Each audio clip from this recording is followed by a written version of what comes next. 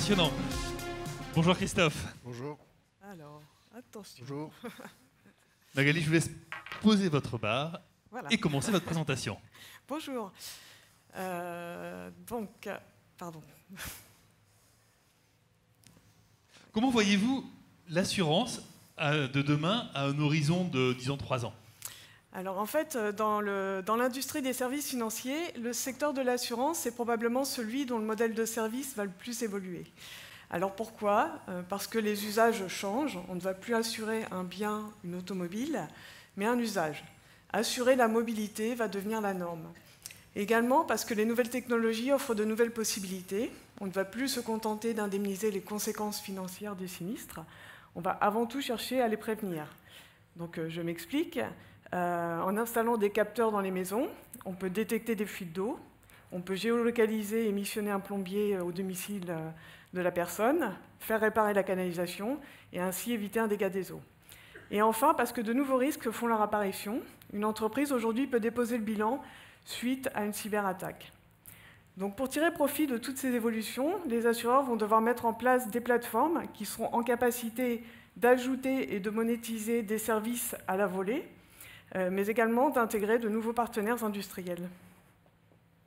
Absolument Magali, c'est un point absolument essentiel. Il ne s'agit pas tant de mettre à disposition de l'ensemble des parties prenantes des postes de travail que l'on connaît trop bien, qui peuvent mettre des minutes à se lancer, mais plutôt d'être capable de mettre en œuvre des espaces de travail intelligents qui vont permettre en temps réel d'accéder au bon moment à la bonne information. On a parmi nos clients des sociétés d'assurance. L'une d'entre elles, assez récemment, nous a typiquement demandé de mettre en œuvre un espace de travail qui allait permettre aux conseillers sur le site de leurs clients, qui puissent agir de clients professionnels, donc sur des sites de production ou des bureaux ou sur des clients particuliers à leur domicile, un espace de travail leur permettant au bout du compte, d'être capable de signer un contrat ou un compte-rendu d'incident, on viendra dans quelques instants, et le tout sans jongler avec une multitude d'outils informatiques qui peuvent être mis à leur disposition.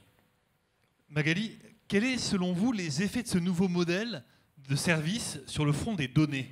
Alors en fait, autrefois, si on caricature, le nombre des interactions avec le client se limitait souvent à la souscription du contrat d'assurance et, dans certains cas, à la gestion du sinistre. Donc aujourd'hui, avec l'émergence de ce nouveau modèle, on voit bien que c'est à la fois la nature, mais également le volume des données qui va augmenter de manière significative, puisqu'en fait, on va collecter notamment des données avec les objets connectés. Donc la fréquence, la nature et le volume vont considérablement augmenter le volume des données que vous allez devoir gérer. Absolument Magali, c'est un point excessivement important. Vos données, mes données, vos données, les données de tout le monde ont explosé avec le développement du big data. Les données sont partout.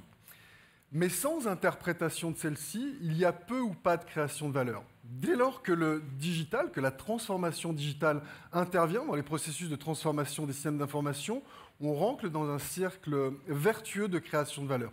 L'enjeu est, au-delà de la collecte de la donnée, c'est réellement l'interprétation de celle-ci. Chez Citrix, on tâche de mettre en œuvre des processus qui vont permettre de définir des profils digitaux.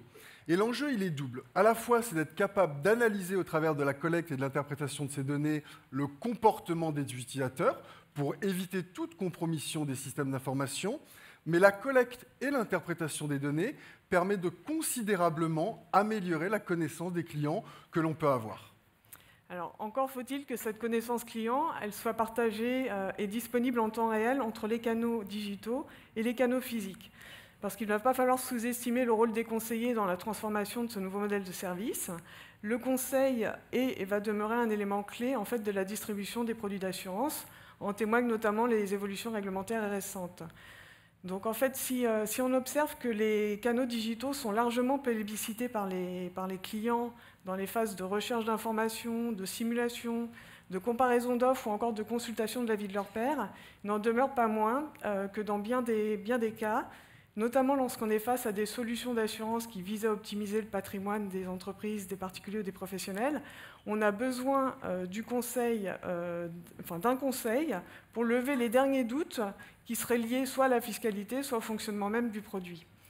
Et cet échange avec le conseiller, il sera d'autant plus pertinent et efficace que le conseiller a une vision très précise de l'ensemble des démarches qui ont déjà été entreprises par le client et qu'il ait aussi accès à l'ensemble des informations qu'il a déjà pu échanger, soit avec des chatbots, soit avec des robots advisors, de l'assureur ou de l'un de ses partenaires. Donc l'un des enjeux qu'on observe déjà aujourd'hui et qui va devenir encore plus prégnant demain, ce sera vraiment de pousser toutes les bonnes informations dans les bons outils et au bon moment, et ce, dans un écosystème qui se veut de plus en plus riche. On a vu qu'on a intégré des nouveaux partenaires industriels, enfin, pour ne pas dire plus complexe. Oui, absolument, Magali. On constate, au travers des discussions qu'on peut avoir avec nos clients du secteur de l'assurance, de l'immense complexité auxquelles doivent faire face les conseillers. Prenons un exemple assez concret. Vous avez un conseiller qui rend visite à un de ses clients qui vient de subir un sinistre. Il a face à lui on est dans un instant, on est dans un moment qui est teinté d'émotions. Il peut avoir face à lui un client qui a perdu tout ou partie de son système de production, ou de ses bureaux, ou de son commerce, le cas échéant.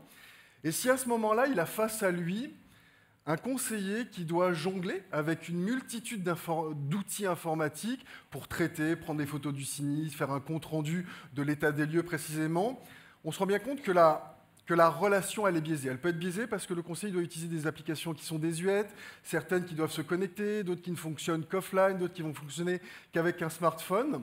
Donc chez Citrix, ce que l'on a proposé, notre proposition de valeur aujourd'hui technologique que l'on met sur le marché, s'appelle Citrix Secure Digital Workspace. Et l'enjeu, il est extrêmement simple. Il est d'être capable de proposer, quelle que puisse être la nature de l'équipement que le conseiller a à sa disposition, qui a été mis à sa disposition par son équipe informatique, quel que puisse être le réseau qui est à sa disposition à ce moment-là. Ça peut être une connexion Wi-Fi, si les infrastructures du client n'ont pas été dégradées. Ça peut être une connexion 4G, une connexion 3G. Peu importe, quel que soit l'équipement, quel que soit le réseau qui est à sa disposition, quelle que soit l'application auquel il doit utiliser, Secure Digital Workspace va permettre de rassembler à un endroit unique l'intégralité de son système d'information pour être capable de traiter, dans le cas cité, un sinistre qui teinte de l'émotion et qui est problématique pour son client à ce moment-là, ou au contraire une transaction commerciale plus simple, comme on parlait précédemment, de la signature d'un contrat. Et l'enjeu est bien évidemment de respecter le cadre réglementaire qui régit le secteur de l'assurance, mais au final, de préserver l'intégralité et la sécurité du système d'information. Merci beaucoup. Magali, quelques mots pour conclure ? Donc on voit bien que le rôle du conseiller va être important. Il va falloir le repenser en fait dans des parcours clients, selon une approche omnicanale, afin de répondre au double enjeu de l'immédiateté et de l'humanisation des interactions qu'on souhaite avoir aujourd'hui avec une marque. Et donc on note qu'en fait on a de nombreux changements qui sont en perspective, mais ça représente aussi de nombreuses opportunités pour les assureurs, donc d'enrichir la connaissance de leurs clients, d'aller au-devant de leurs besoins, de personnaliser les produits, les services et l'expérience qu'ils vont avoir avec les clients, et ce faisant de rester maître de la relation commerciale.